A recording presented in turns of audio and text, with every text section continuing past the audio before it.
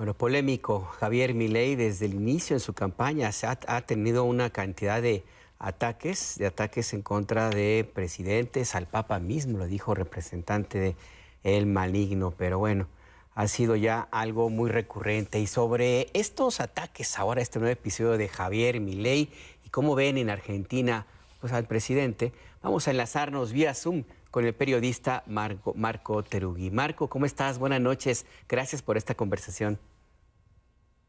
¿Qué tal? Muy buenas noches. ¿Cómo les va? Buenas noches, Marco.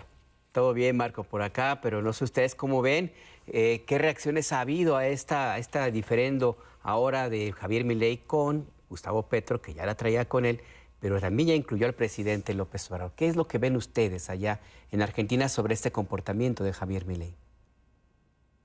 Bueno, yo diría primero el análisis crítico, ¿no? Que es un gobierno que tiene una creación de crisis diplomáticas realmente inaudita.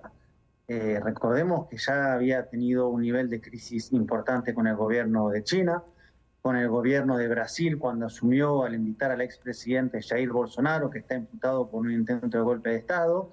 Ya había tenido declaraciones muy fuertes contra el presidente Gustavo Petro cuando estaba en campaña, contra Andrés Manuel López Obrador, y ahora siendo presidente continúa creando crisis diplomáticas que uno se pregunta realmente para qué. Crisis diplomáticas con socios comerciales importantes, crisis diplomáticas con aliados de la región, y va generando, digamos, una suerte de tensión internacional que la pregunta es ¿cuál es el fin? Según la canciller Diana Mondino, ni siquiera el presidente debería excusarse porque efectivamente, según ella, Gustavo Petro fue un terrorista y un asesino. Entonces estamos en un nivel de debate realmente muy particular y muy preocupante, claro. Marco, justamente esto que dices, qué es lo que se pretende con esto, qué hay detrás de esto, pues, ¿qué interpretas tú, más allá de lo que diga la Cancillería, en un momento en Argentina en donde pues a nadie escapa que se encuentran en una verdadera crisis, una crisis política, una crisis social, en donde además se da este reciente anuncio que empuja más esa crisis de la reducción de alrededor de 30% de empleos en el Estado, en distintas dependencias del Estado? ¿Cómo ves esta? De pronto pareciera más una displicencia propia del carácter de Javier Milei, ¿o tendrá algo que ver también con esta propia crisis que se está viviendo adentro?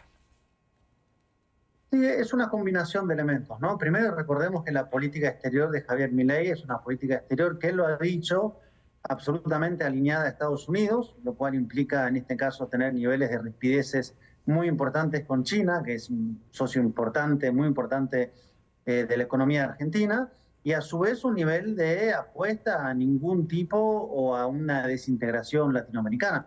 Javier Milei no ha visitado ningún país del continente, solo ha ido a Estados Unidos, ha ido a Israel, y no ha tenido ningún gesto hacia un país vecino tan importante como Brasil, o como Chile, o como Uruguay, así que ahí hay una suerte de reproducción de una política de darle la espalda al continente, lo cual implica pelearse con Petro, pelearse con Andrés Manuel López Obrador, sin un sentido, digamos, en términos de diplomático, más allá de esta idea de impedir, como dijo hoy el presidente Petro, todo tipo de integración, y a su vez alinearse con Estados Unidos. Hace pocos días estuvo otra vez un representante de Estados Unidos acá, en este caso ligado a la inteligencia, y plantea otra vez que hay que alejarse de China. Bueno, el gobierno hace eso con creces y se pelea con China y dice que no tienen por qué tener relaciones con gobiernos comunistas. Y en cuanto a lo que bien planteas en términos interiores, es un gobierno que está haciendo un ajuste muy importante, que está haciendo despidos masivos en el Estado.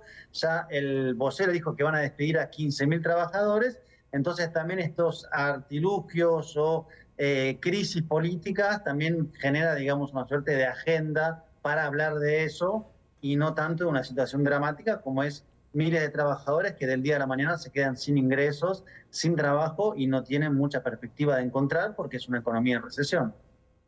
Marco, pero en el fondo, ¿qué es lo que ofrecería Javier Milei a un gobierno como el de Estados Unidos, por ejemplo? Si la idea es ayudar, como dice Gustavo Petro, a impedir la integración de América Latina en un bloque progresista, ¿hasta dónde realmente esto le va a servir a Estados Unidos? Finalmente tiene un acuerdo comercial muy importante con México, que es su principal socio comercial.